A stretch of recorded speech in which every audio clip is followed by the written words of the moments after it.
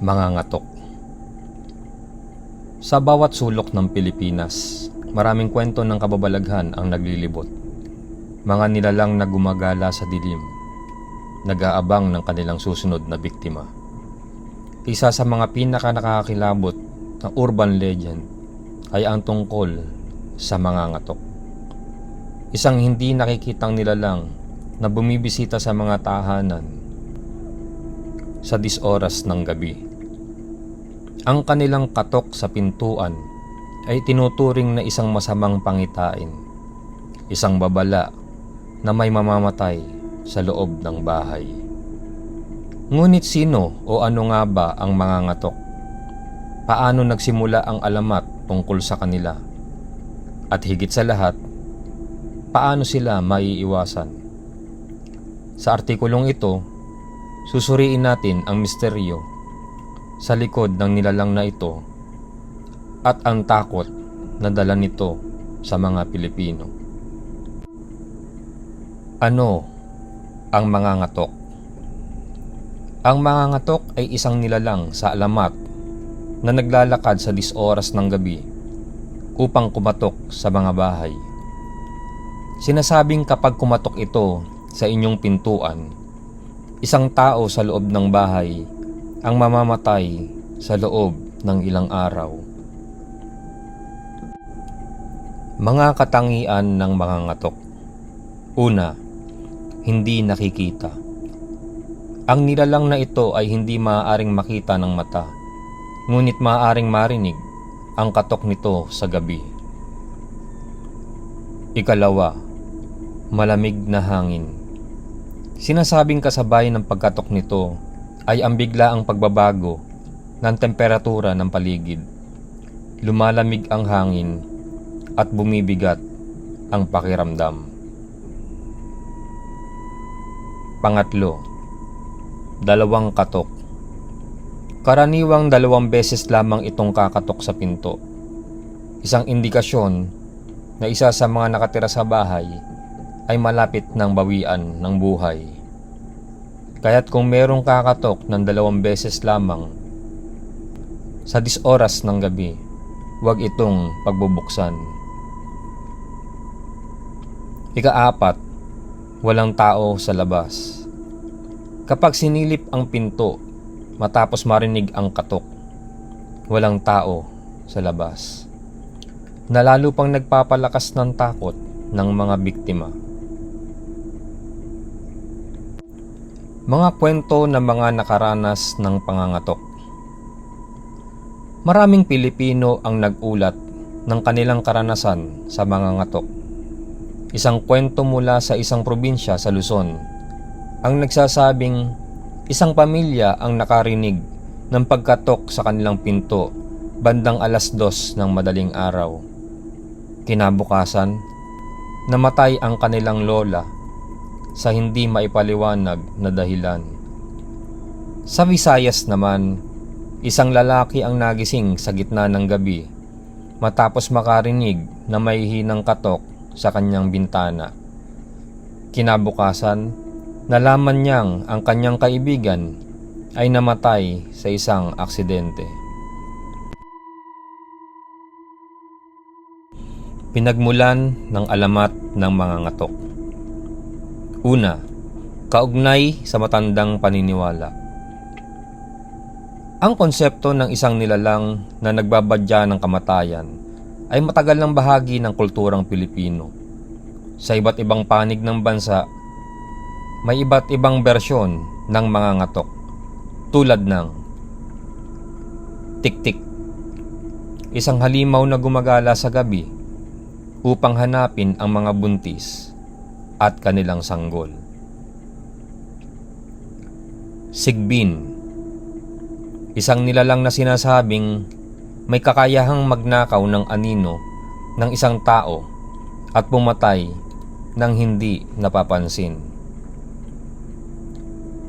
Nangangaluluwa, isang espiritong bumibisita sa bahay ng kanilang pamilya bago tuluyang lumisan sa mundo. Ikalawa, urban legend at takot ng modernong Pilipino. Sa panahon ngayon, ginagamit pa rin ang kwento ng mga ngatok bilang babala sa mga kabataan na huwag basta magbukas ng pinto sa gabi. Ang kwentong ito ay patuloy na lumalaganap sa internet at sa mga komunidad na nagpapalakas ng paniniwalang may misteryosong puwersang gumagala sa dilim. Paliwanag ng siyensya sa alamat ng mga ngatok. Una, ito raw ay sleep paralysis at auditory hallucination. May ilang eksperto na nagsasabing ang pakiramdam ng presensya ng mga ngatok ay maaring resulta ng sleep paralysis. Isang kondisyon kung saan ang isang tao ay gising ngunit hindi makagalaw. Madalas kasabay ng mga nakakakilabot na imahinasyon. Ang ilan naman ay naniniwalang ang pagkatok na naririnig sa gabi ay maaaring auditory hallucination. Lalo na kung ang isang tao ay nasa pagitan ng tulog at gising. Itinataya ding ito ay isang psychological effect ng takot. Kapag ang isang pamilya ay naniniwala sa mga ngatok, maaari itong magdulot ng matinding takot at stress. Ang stress na ito ay maaaring magdulot ng pagkakasakit o maging sanhi ng hindi inaasahang pangyayari na sa kalaunan ay ipapalagay nilang epekto ng mga ngatok. Paano maiiwasan ang mga ngatok? Bagamat walang tiyak na ebidensya tungkol sa mga ngatok, may iba't ibang paniniwala kung paano ito maiiwasan. Una, huwag magbukas ng pinto sa gabi.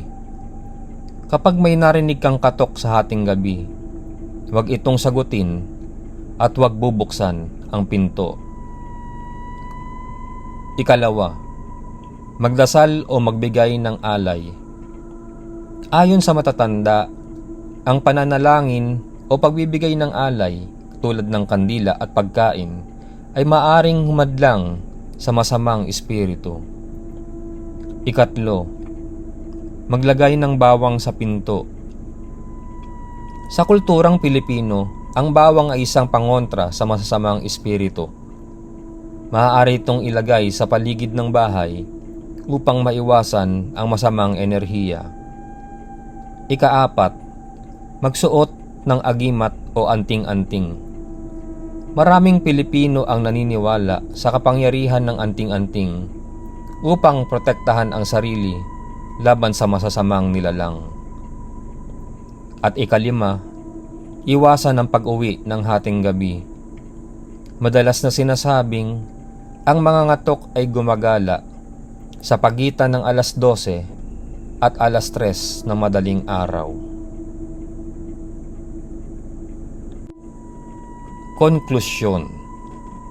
Ang alamat ng mga ngatok ay isang halimbawa ng takot ng mga Pilipino sa kamatayan at sa hindi maipaliwanag na mga pangyayari sa paligid.